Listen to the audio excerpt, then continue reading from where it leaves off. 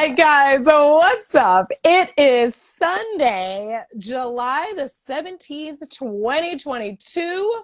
Welcome to the Zodiac Chatline. I am your host, Tennah, and as always, I have the lovely Cassie with me. Girlfriend, we are towards the end of Cancer season. Have you cried enough? Do you still have more tears left? Because I know I do. Yeah, I feel like, especially the moon is in Pisces today. I just feel them welling up inside me, ready to come out these next few days. I feel like it's been a pretty emotional Cancer season. It has, in some unexpected ways. And you know what? Here we are. We're living. We're keeping living. What about you? Yeah. I was like, I'm good. And then that Capricorn full moon hit, and I was like, oh, I'm not good. Thanks for reminding me why I'm not good. The Capricorn full moon, in conjunction with it being retrograde in Pluto, was like, yeah. So, needless to say, I had a lot of good me time. So I'm looking forward to this week coming up because we have some more transits, and we are leaving this no offense, sad ass Cancer energy and moving. Is she wrong though? Is she wrong? Moving into my opposite sign of Leos. Let's get these sunshine. So yeah, I mean, I'm just trying to do the best I can because it's just like every day, it's hard when you wake up and you go, man, I gotta start like back here every day. So trying to catch up is like, but I'm still in great spirits. This is always refreshing. You and Coral keep me sane and together. Our mental health, we are our mental health check-in. So thank you for that. No, it's true. It's true. Seriously, y'all, if you don't have mental health check-in friends, you need to get you some. You really do. Because we need it more than ever. But I think that's right, especially like in these times we live in where every day is a crisis. I mean, we were very grateful for 1 week on the show to not have an eminent existential news event to discuss. Like, wow, really, that's where we're at. But also because of the pandemic, for the past couple of years, we just have been missing hugs and gatherings and being like shoulder to shoulder with people at shows. Like it hasn't happened as much as it normally would. And I think if you have to do it electronically, but like have a group chat that is always going so that everyone knows you're okay. yes, because I promise y'all, when I don't respond, they're like, tap, tap, tap. Are you okay? Hey girl, you all right over there? We know you not. You okay? Yes, y'all, I'm good. But let's talk about leaving some of this sad ass Cancer energy behind. Okay, so what do we have happening? Listen, so the sun is moving into Leo on Friday. So when I say turn up, and that let the sun shine in, y'all, it is time to shine bright. Let your spirit, whatever you cried about, it's over. Now the sun is coming out, and it's time to go bright. And also, Mercury is going into Leo on Tuesday. It's going to leave little watery Cancer and go into spicy Leo. So, speak from the heart, because Leo rules the heart, and who knows what's going to happen. Venus will leave Gemini and move into Cancer, so I guess speaking from the heart with the Venus in Cancer, we might get some real love connections going. And we still have Jupiter in Aries, so, good luck with that. And Mars, Uranus, and North Node still hanging out in Taurus. Right, just moving slow, keeping us grounded. And I think that that's necessary with all that other spicy emotional energy, at least, the groundedness of the Taurus deciding to move when it feels like it. It's helpful. But then, of course, we still have our retrogrades of Neptune in Pisces. Good clarity for everybody. The illusion should be nowhere to be seen, especially after this Capricorn full moon. Capricorn is retrograde in Pluto. Pluto's retrograde in Capricorn. what Cassie said, because she is correct. And as you can see, we are still trying to dismantle the authority and the man, because fuck that shit. And Saturn is retrograde in Aquarius, and of course, you know, the rebellion one does not want to follow rules. So yeah, we're gonna keep trying this again. Hopefully the lessons aren't as hard as they can be. But I think that, you know what, the rest of July and into August, have fun. Like, go out there. And Leo rules our fifth house of romance and fun and creativity and child's play, and not so much child's play like Aries learning child's play, but like teenage child, like fun and a spark of creativity and really letting yourself shine. Not so much your ego in charge, but like what that kind of feels like. A and little builds. bit of your ego in charge.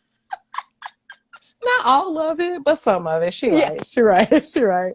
And it's fine. It's the time yeah. to indulge that. You know, that I think Leo so, yeah. is peak summer fun, in my Yes. opinion. Like, it's real hot girl shit. Real hot girl shit. Yes, 1000%. Yes, it's like, you know, it's that Jennifer Lopez energy. It's that, you know, it's that Hair Whitney flip, Houston yes. energy. You know, it's that Angela Bassett energy. I'm just saying, it's that Viola Davis energy.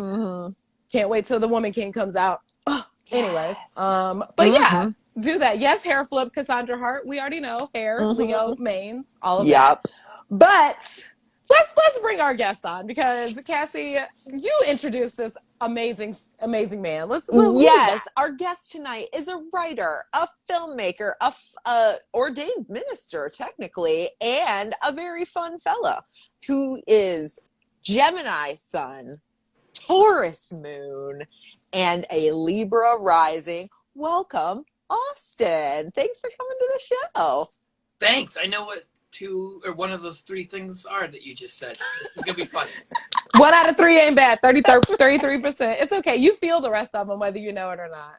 So let's start where you're at. So you do know that your sun sign is Gemini. So what do you know about what it means to be a Gemini? And do you relate to those descriptions? Yeah, I kind of use it to validate poor decisions really throughout life. Like, oh, that was the other guy. Yeah. That was Saturday night Austin. Saturday night Austin's one of the twins. Sunday morning Austin looking at the credit card receipt. Yeah. We should let him run the show more often. But he's having fun. So that's about it. I know there can be an essence of duality, which I certainly understand. Beyond that, yeah, I don't know. Okay. No, that's what I've got. 33%? Nailed it on both heads. Ding. Yes. The Kanye West treatment of Gemini. Yes, very, very much so. Kanye, famous Gemini. We try and direct you towards the Prince, maybe Kendrick Lamar energy. That direction. I really like a couple tracks in the Kanye album, so I'll take that as long as we don't dive into it any further. Right. It's interesting that you bring up the theme of duality, because your big three, your sun, moon, and rising, are pretty much the three most influential placements that an astrologer is going to look at in your chart.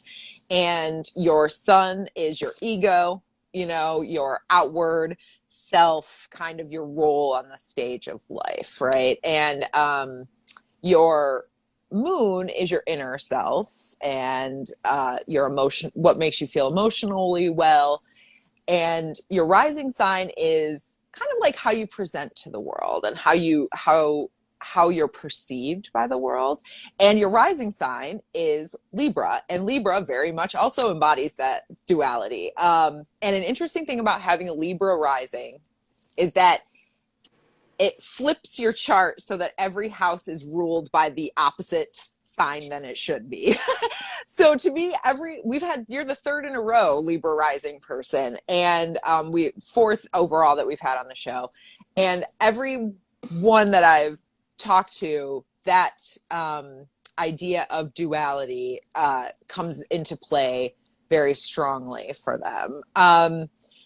Libra is known as it's one of the two signs ruled by Venus, Libra and Taurus. So very much about love and beauty and relationships. They're the sign of relationships. So you present as somebody who's very amenable to other people, very maybe flirtatious, or can certainly make somebody feel like they're the only person in the room.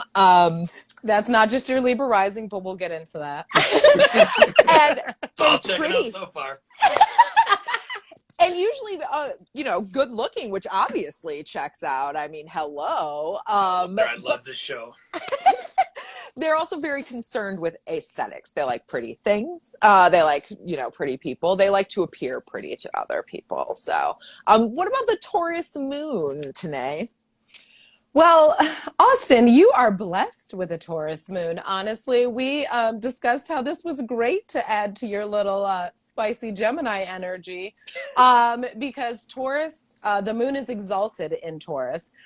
When we say exalted, normally the moon is ruled in Cancer and it's very comfortable and safe there. And when it's exalted, it vibrates much higher.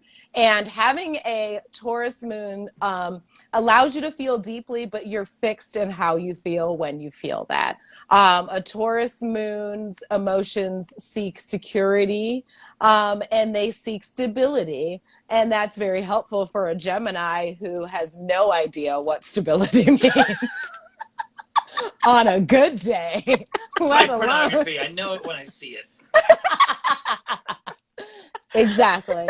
And so your Taurus moon is actually in a really nice placement because the way your chart is set up, even though, as Cassie said, it is flipped, your moon happens to land in your 7th house of partnerships and relationships. And so it's happy and comfortable there.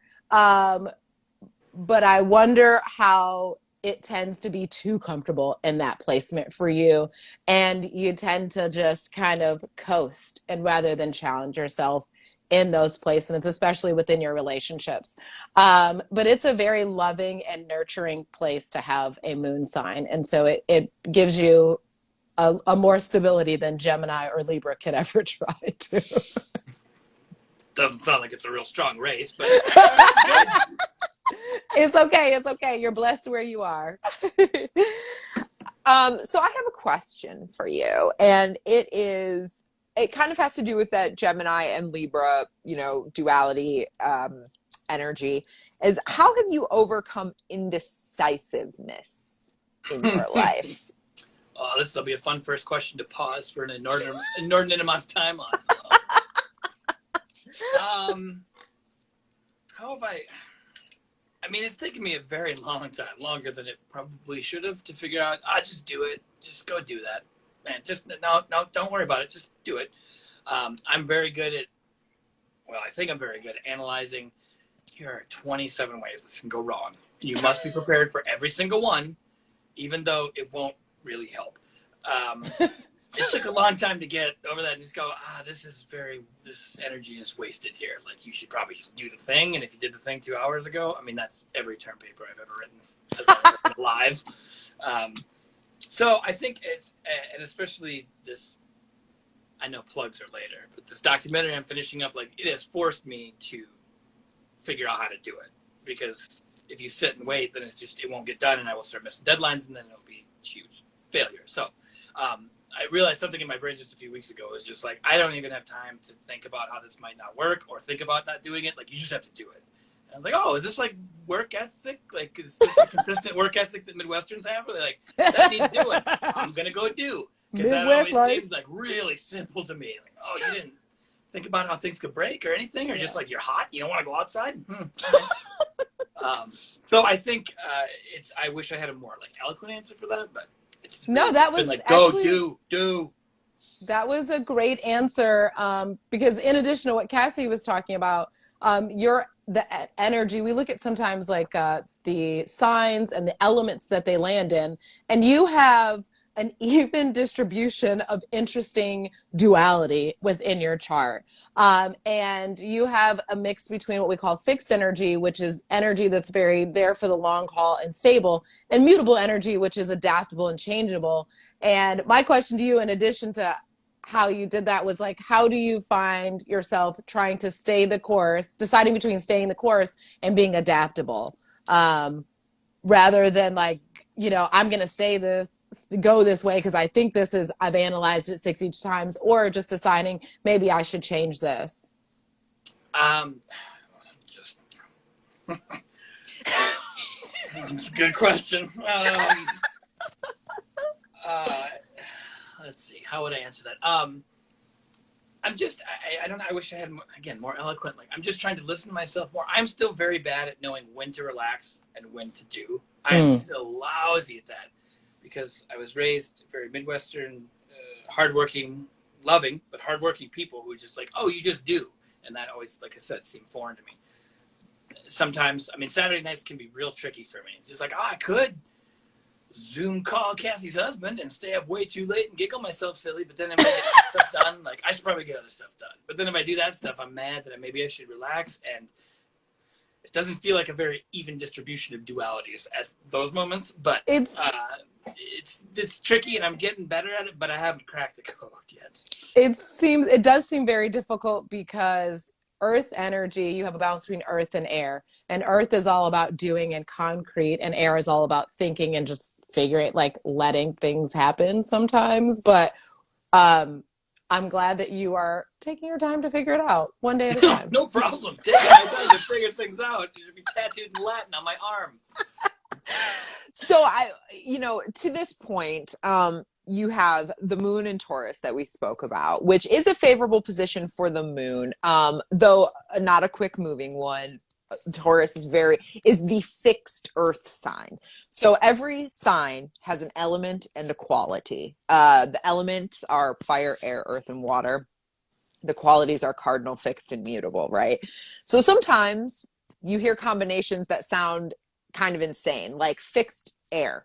How do you fix air, really, right? Like, and it happens to be Aquarius is the fixed air sign. And so I think sometimes those people who have energies that contradict each other, that's actually kind of a kinetic force, right? Like, Aquarians are very quick and smart, and they make a lot of connections. And part of the reason is they're trying to analyze something, but also they're keeping moving. Whereas Taurus energy is fixed earth. Now, earth already sounds quite fixed, and then you add the element of fixed on top of it, and you're talking about very comfortable just sitting back and deciding not to do anything. And you also have Mars in Taurus, and Mars is the energy the planet, that in our chart governs our actions, how we take action, how we exert physically, even like how it can be like the physical part of sex as you might like it. But having those two together makes for big comfort zone energy. Like, how do you force yourself out of your comfort zone? Agreeing to do things without fully thinking about them. Channeling that Gemini energy. I'm trying to get better at saying no, because if somebody presents me with an exciting idea, it's like, shit, yeah, we should do that, with no concept of how much time it will take. And even if I did have a concept of how much time it would take, I would be wrong, because there should be at least more time added on. Like tonight, it took me longer to figure out how to log out of Instagram on my PC than it should have.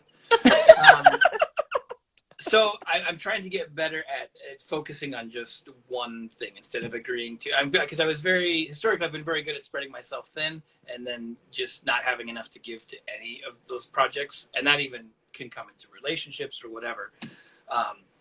So I'm just trying to get better at saying, no, cool, but no, I still got to do this. Like, I got to finish what I've started, which has been also historically tricky. I feel you. How did you, so you don't have a lot of fire energy or a lot of cardinal energy. And as Cassie said, all the elements, fire really kind of is like lights us up. It's the passion. It's going to be the Leo, the Sagittarius and the Aries energy. And then the cardinal energies are very initiators. They start a lot of things. And so how do you find the drive to start something? I'm easy to get excited about stuff. Like, you got a cool idea, or I think of a weird idea, like, oh, I know what I could do with this thing instead of throwing it away. I'm real good at coming up with the ideas. It's, like I said, the execution. This is where I start forgetting what question you asked me. If you got a sneak preview of what, like, Zoom therapy is, it's basically this, but, like, there are more lights in a cat. You could have brought one of the cats onto this show I with figure you. one will show up. The chances are good. Generally, Yeah. probably be here. Yeah, we usually have pets randomly. We did actually have your birthday twin. Her dog came under, so That's And I'm never right. sad when pets show up. So yeah. Right, so, right. Yes, if you'd like me to answer your question properly, please remind me what it is. I was going to talk about Pluto. Oh yeah, go for it. Okay, so in the beginning, we did talk about your rising sign of Libra, and you have such a charming and handsome face, and so thank you for being aesthetically pleasing. Because My pleasure. I'll tell my parents. that is what Libra risings are known for. But you also have the planet of transformation, Pluto, also in Libra in your first house, and our first house governs our self and first impressions, and so it's usually how we appear to look to other people or just our appearance and a lot of self. And having Pluto in your first house is an intense energy because Pluto's ruled by Scorpio, and so it's a very magnetic, a very deep and energy, but it also lends to a lot of transformative things that happen directly to you. So, how have any hardships that you have faced redefined your sense of self?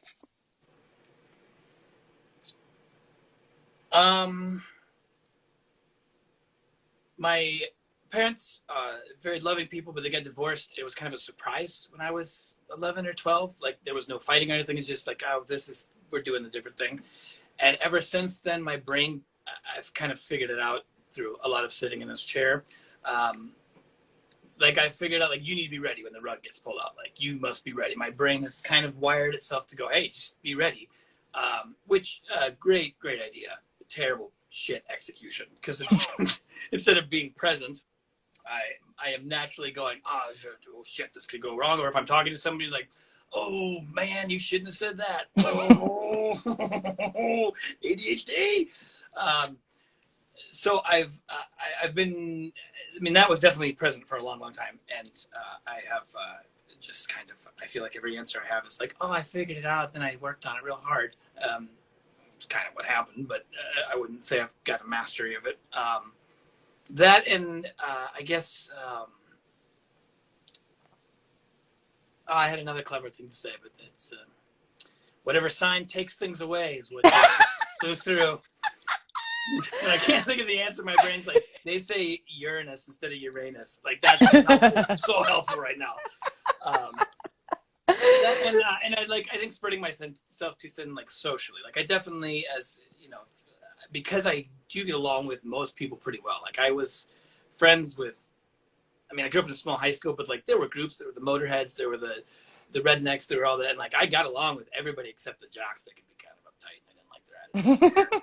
But everybody else was rad. And like, so when people were like, oh, what were you in high school? It's like, dude, that could hang out with about anybody else. But that ended up transforming to just like, oh, everybody should get along with me. And then I'm sad if somebody's not into me. And now I'm like, man, I'm cool. I'm good. I got enough people I love. Like, if you random person think I suck, I'm super with that. I'm still going to go home. So those probably the two major things that have been, projects and getting them figured out was definitely made life a lot easier and a lot less exhausting. That's very interesting that you bring up your relationship to the groups that you're involved in because so the 11th house in our chart rules just that, the groups that we're involved in as part of the human race, as part of our community, ourself, whatever, and where you put your energy in those. And so you have Saturn in the 11th house in Virgo, along with your North Node in the 11th house in Virgo. So Virgo is a sign that's super duper analytical. They are very giving of themselves. They are known to be for service and giving to others. And Saturn is the planet of boundaries, lessons, limitations, karma. It's known as like father karma in our charts.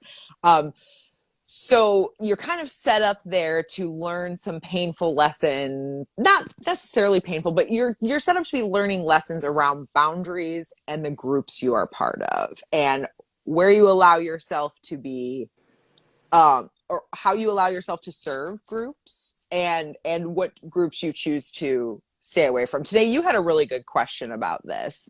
So my question for you is, how or what does service to your community and humanity look like?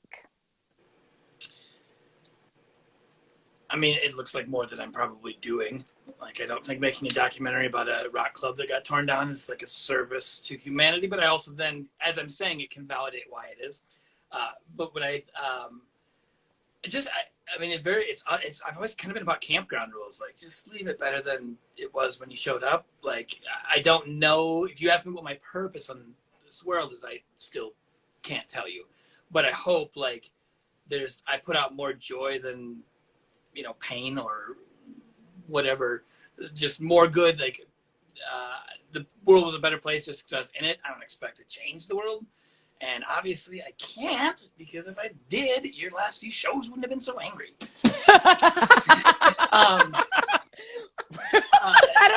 I can't. So, it's your fault, Austin.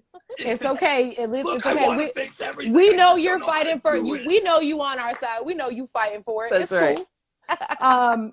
Well, okay. So you and I share a North Node in Virgo, and that means our South Node is in Pisces. So it's really nice because we come in to this world with a lot of compassion and a lot of energy of wanting to like be of the world, but Virgos kind of really hone it in and learning how to set up yourself for structure and solution oriented and really kind of discerning things and picking, like you said, what is worth your time, and really trying to figure out the details behind what you're trying to do, because it's like, oh, somebody came to you with a great idea, but you needing to discern, like, is this idea worth my time? What are the details? How long is this going to take me to accomplish all of those things?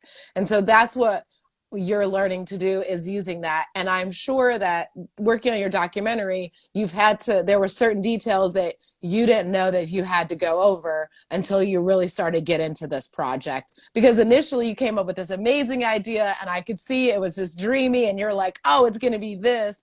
And then all of a sudden, all the details really came into play. And so with that, as Cassie said, you have Saturn and the North Node in Virgo. And a lot of your lessons will be around learning how to organize and discern what you're putting out in the community and the groups that you're involved in. And going back just to give you a little bit bigger picture view with as far as the North Node goes, because that's not something that's necessarily talked about by every, astrology nerd, but us two astrology nerds it is. So your North Node is like your node of destiny, they call it. So that's where you need to evolve toward. And your South Node, its opposite, is the energy you come in with that feels very comfortable. So for you and Tanae, both, you come in with this energy of Pisces, so it feels very comfortable to you to have faith that the details will work themselves out. It's fine. And in some ways that does work for you guys, but the highest expression of yourself, the best version of yourself you can be, is the one that takes care of all the details and is able to look at everything and turn it into a chart and, budget it and cross every T and dot every I. Because that's the work. You know what I mean? That's the work of accomplishing anything. It's just taking care of every single task on the to-do list. And you have obviously done it because you've made your movie, and that's so exciting. So before we dive into our game, can you tell us about the film? Tell us where we can find it. What do we need to do to learn more about it? It's a documentary. It's called The Pomp Room, a rock and roll bar story. It is about this pretty legendary club in South Dakota that has been gone for a while that I used to go to all ages shows at. It was dirty. It was grimy. You shouldn't have touched the carpet. The bathrooms were Carpet. I was going to say carpet in a bar. And I use that like I don't like doing air quotes, but I'll carpet. It was carpet once, but like it fused to the floor, and now it's like flarpit. Flarping, yeah, that's kind of like that sound, like it's almost like onomatopoeia, like flarping. Oh my god, I gotta go to this bathroom. Thank you, Capybara. Dropping it in the chat. Oh, look at that guy! Look at that guy. We love us a Sagittarius man. That's right, we do. Some of us more than others. So that lovely gentleman just put in. We have our premiere is in Sioux Falls, South Dakota, in a couple weeks. But we are doing a fundraiser where you can get be the first to get the home copy of it. That sounds very game show. And shirts and stuff, and really that just helps us pay our crew and like helps us take it to film festivals. My directing partner and I are not taking any money on this because we agreed to it at the start. Now it sounds insane, but details.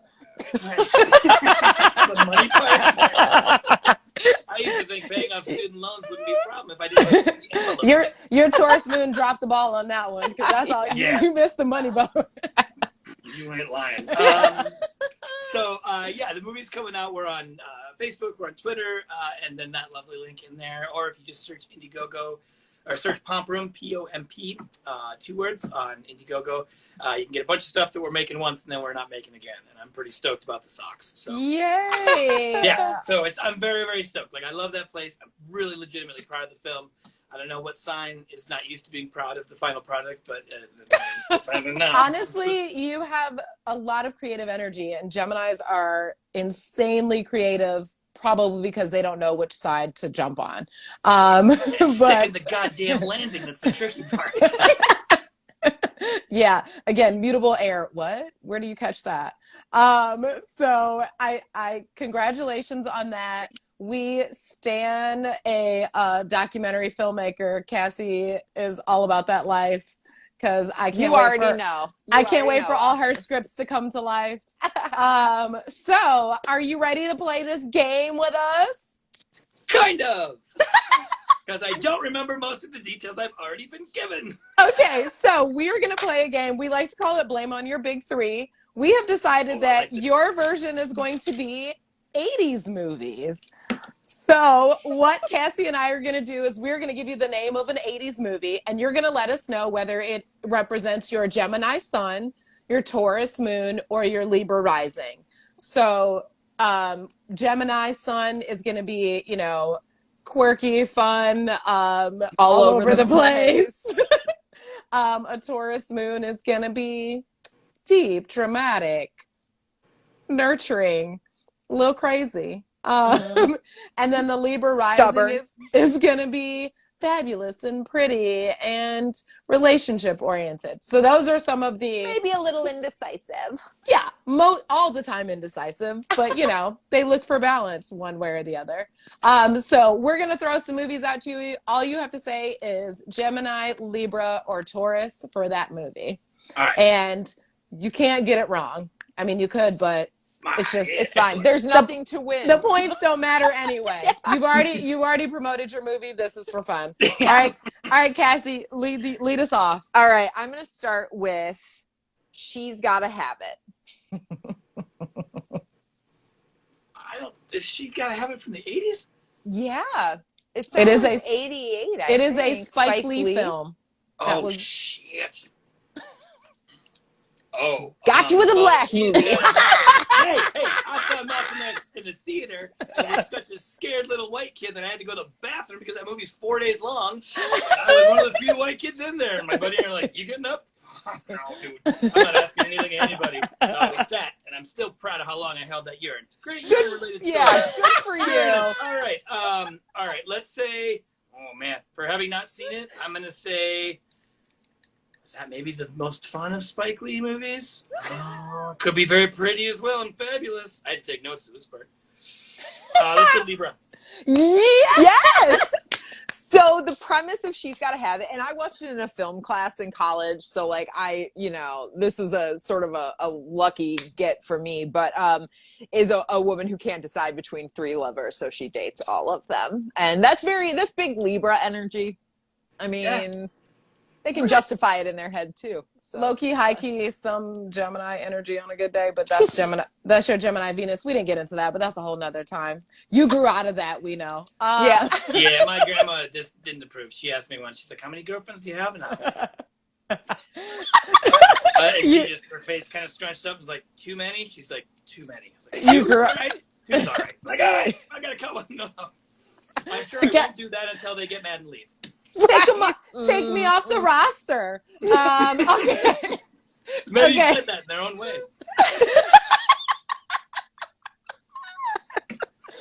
All right. So my movie for you is going to be Ferris Bueller's Day Off.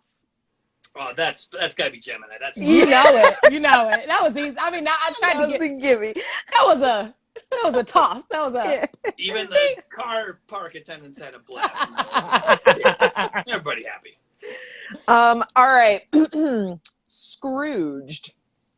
Oh, I love that movie dearly. That's that's got to be Taurus, because that's the deep message. Yes. Yep. I don't know if you're supposed to cry at the end of Taurus movies, but Yes, absolutely. 100%. Yes.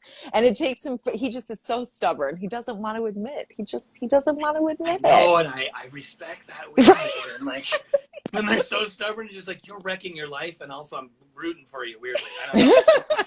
A lot of conflict, a lot of duality. Why am I talking to a TV? Yeah. All right, Mr. Mom. I'm gonna go Gemini.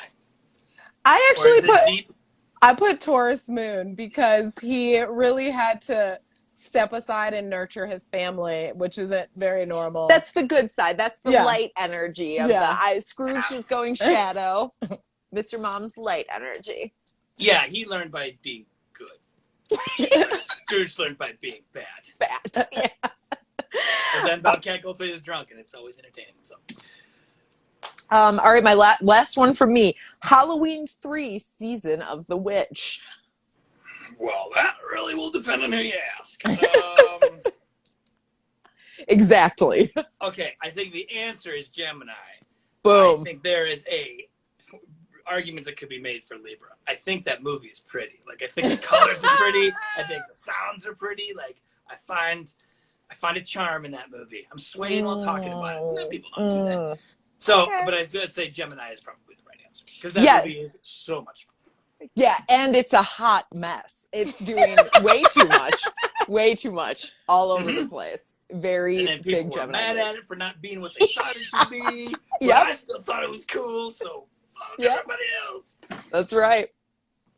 All right, and for me, finally, The Princess Bride. What's the beautiful one? Oh, that's Libra. That is pretty. as hello, lady. I love Libra, that. the one, the peanut. I can't do that.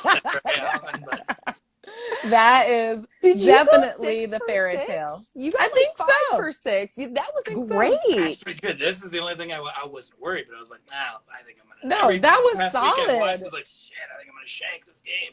That is No, solid. Just need to believe myself and see it through. Exactly. Thank you so much. Thank Yes. you guys. It's a pleasure to be on here instead of sitting and watching you all playing video games. But No, we I love love you guys having very much. in the Enjoy your chat. this is season finale, right? Okay, I lied to you. We have one more week after this week, so you're Well, after next week, we had your to end- sweeps.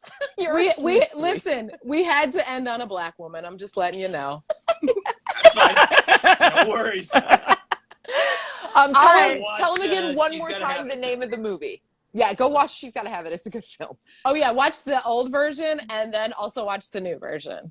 These are orders I can handle very well. Watch 2 different versions of the same movie I've never seen. I will agree to that immediately. All right, tell us the name of your movie one more time. The Pomp Room, a rock and roll bar story. We're on Facebook. We are on Twitter, but I always forget to tweet, so we're really mostly go to Facebook. And Indiegogo, even if you just want a $10 postcard from say Yahoo, you've only been watching Talk for 30 minutes, it'll be a great postcard. All right. And it's really appreciated. So thank you very much. It's very nice to be on the show. Yes, thank you. We look forward to the film. Thank you for coming on and talking to us all about your energy. Love it. This is the awkward part where I just wait for you. Yeah, it is. Isn't this fun? Hey, Yeah, hi. yeah. We're yeah. still here. I know. Today's trying to I'm end your- trying It's so hard. Uranus. not I'm Uranus. trying so hard, and it's like, oh, I it think- just wants. Oh, yes, Jesus. Okay, look at goddess. Okay, bye. Look, listen, they updated to how you supposed to kick people out, and I had to. Oh, We'll why are talk you about it trying to later. come for us on our second to Girl. last episode, IG? Girl, They know we're moving off IGB the tripping. platform. IJB tripping. Oh my God, he was so much fun and exactly what I would expect a Gemini to be. So spicy. Gotta love the men's that come on the show. You know, they're ready give to us talk about themselves, and I they- love it. and support us. Yep. All Here for right. Here we go. Questions. Cassie, what we got?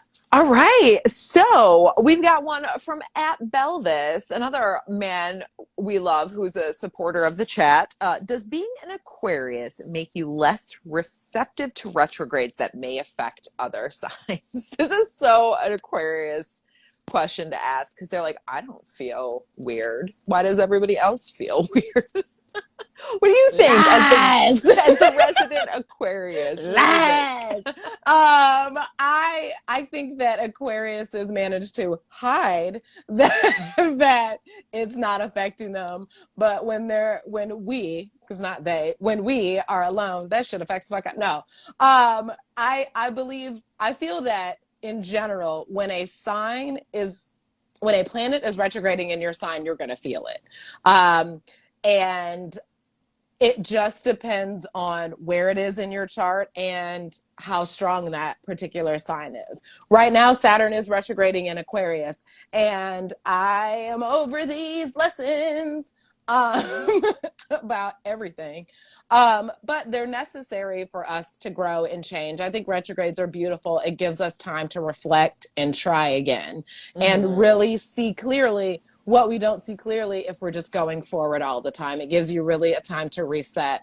I definitely think that Aquarius may be less receptive to, say, like a Mercury retrograde or something like that. Maybe it won't affect, you know what I mean? Or even I Neptune, agree with that. you know what I mean? Yeah, what do you think? I agree with that. I think Mercury retrograde specifically, and this question was asked a few weeks ago, and I wonder if it was during I think it might have the been. end of Mercury retrograde or Mercury retrograde shadow.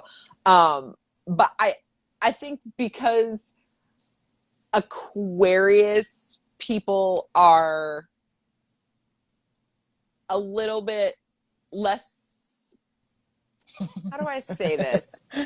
As honestly as possible. I think that they are less likely to get offended by an everyday like miscommunication than a lot of other signs. And Mercury retrograde tends to crop into people's lives as everyday miscommunication. And so I just think that Aquarius people can let that kind of stuff slide. Like, Aquariuses are so interesting and so multifaceted because in some ways they give no fucks and in other ways they give all of them.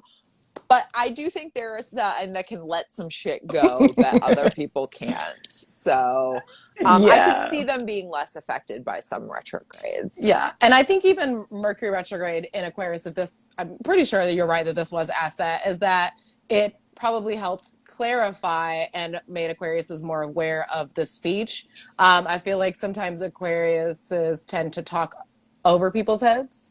And it has been something for me to really learn how to communicate very clearly on the same level as everybody else, even though my mind is like light years ahead of people. Learning how to communicate on their level, I think, has really helped. And like you said, everyday miscommunications, I think, are normal, which is why I'm always like, clarity is beautiful. What you mean? What you say? Okay, just want to make sure. Oh, you meant that. Great. Leaving you there. Right. Cool. Just wanted to confirm. You want to go to the next one? Sure. From @me, now this is quite a striking difference here in questions. Let's see if you all can spot the difference. Okay, from @musiclover3889, Alex, Chatline superfan, can being a Pisces affect your mental health in different parts of your life? The answer is yes, Sorry. definitely, because being a Pisces is just a constant exercise in Mental health. having to work on your mental health. I mean, truly, Pisces rules the 12th house, as we spoke about on the pre-call, of mental health, secrets, hidden things. And Pisces people are the most empathetic of the zodiac. They're the closest to whatever the spirit world is, Yeah, right? Like they're right there. Yeah. Ethereal energy all day. They are so close to the veil, it's just covering their face. And it's hard. It is so hard for people who are very empathetic to live in this world. Honestly, it's a hard world right now. It's just it's hard to be a deep feeling person and a person who feels the feelings of others very personally. And channel your inner Aquarius. Set some nice boundaries. Healthy, emotional, and I think that's actually a good contrast, because Aquarius is the water bearer and falsely accused of having no emotions, and that is the biggest lie ever. If you actually genuinely know an Aquarius, they have more emotions than they can contain, which is why it's in a container. And not some is spilled onto the floor. We're ignoring that bit. All of it is spilled on the floor sometimes.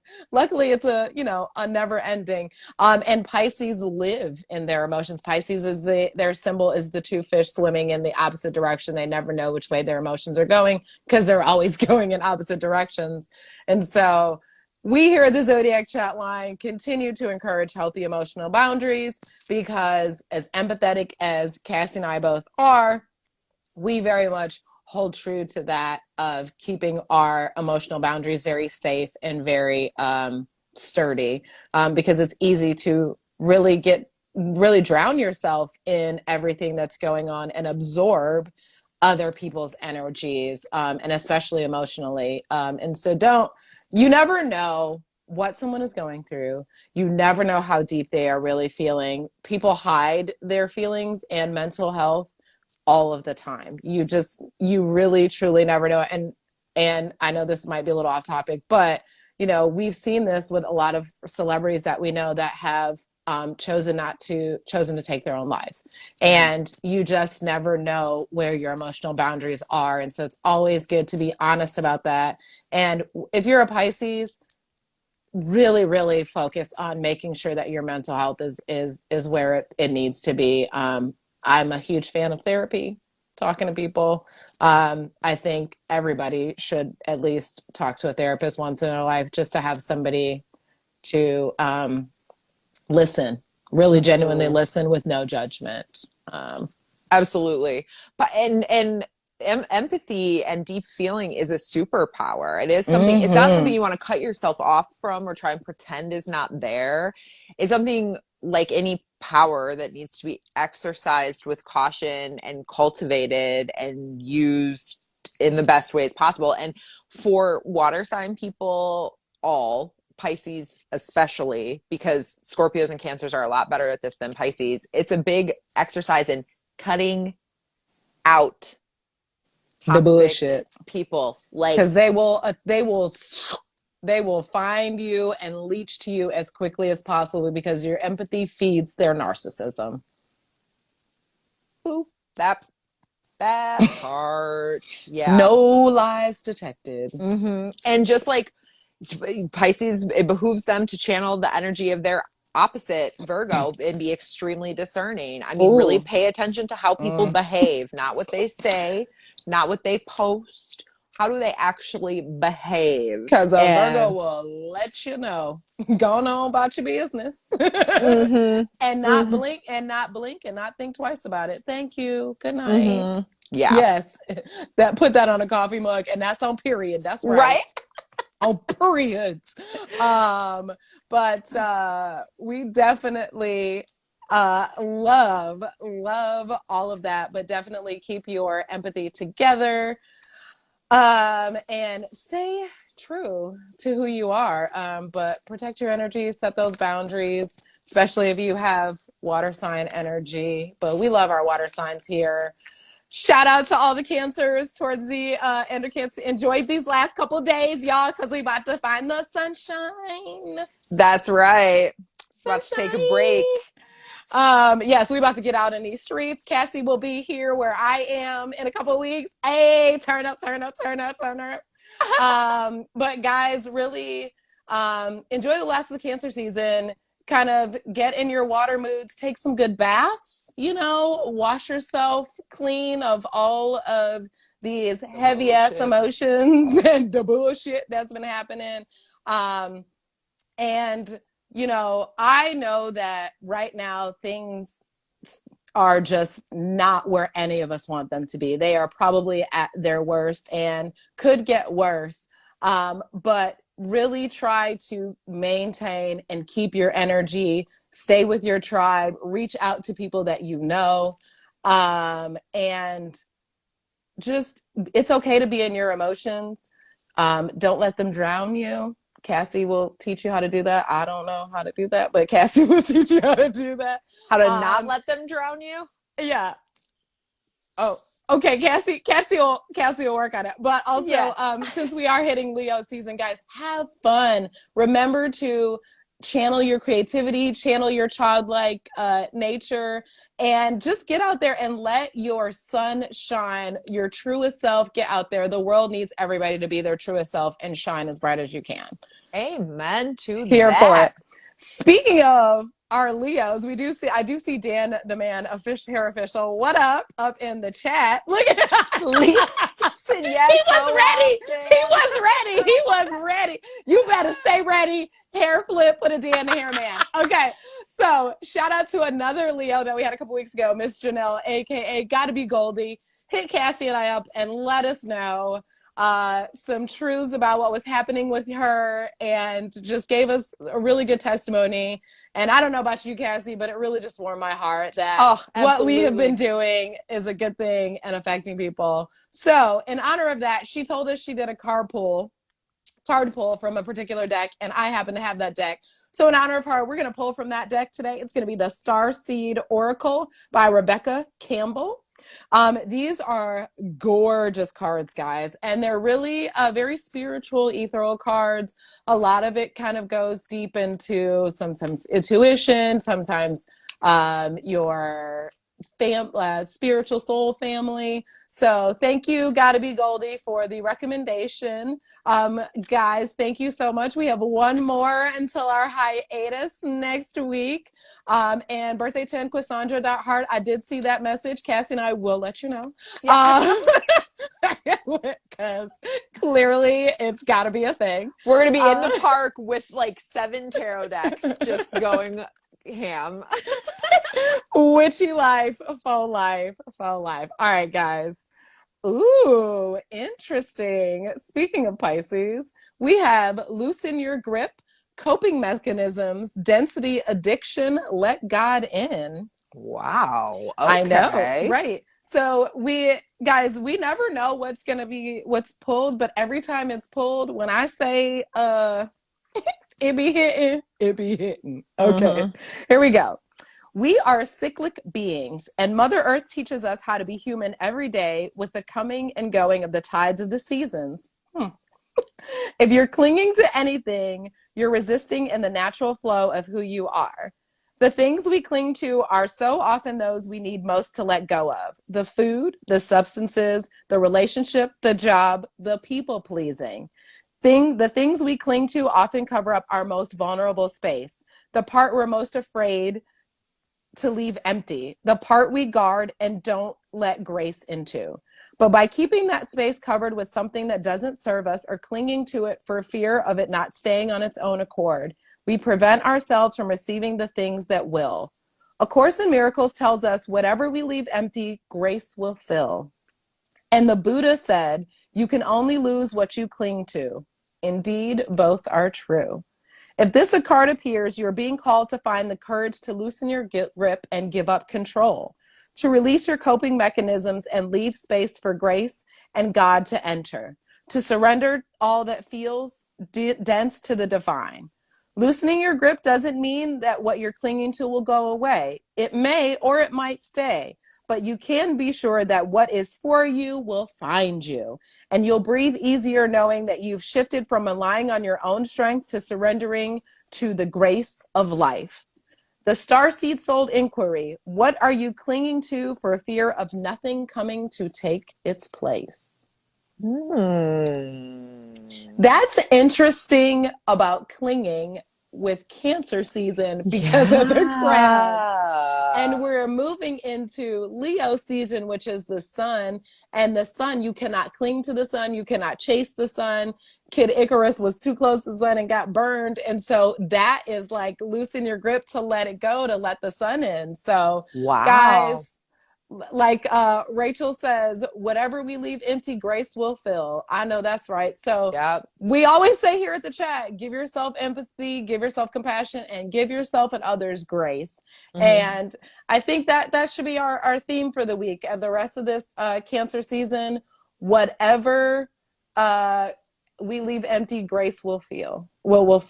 So I like that. That's that is very interesting, especially with Cancer season wrapping up. Cancers are so nostalgic too. We tend to cling to the past. So I'm definitely gonna take that inquiry forward into the week and see what's unearthed. Especially with the Capricorn full moon last week. I'm sure there was some things, I know, just in career wise, maybe for a lot of people and ambitions, like, am I clinging to a job that really isn't where I really want to go?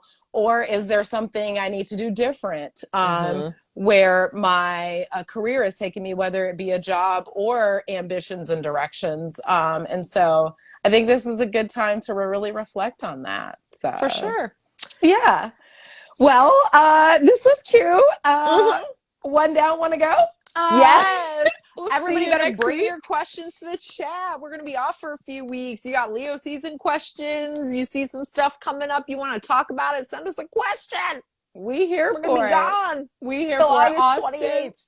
Listen, girl, I'm so excited. No, I'm just playing. We gonna miss y'all, but I think we're gonna enjoy having our Sundays back for just a moment. And then we are coming back with a new show. It's going to be revamped. We're going to have some more fun things. So stay tuned. Austin, thank you so much for sparing your time with us. And please go check out his film, The Pomp Room. I believe that's what he said. Rock and Roll, The Pomp Room. So please go check it out.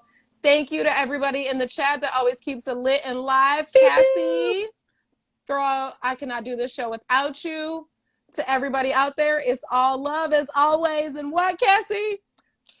Peace.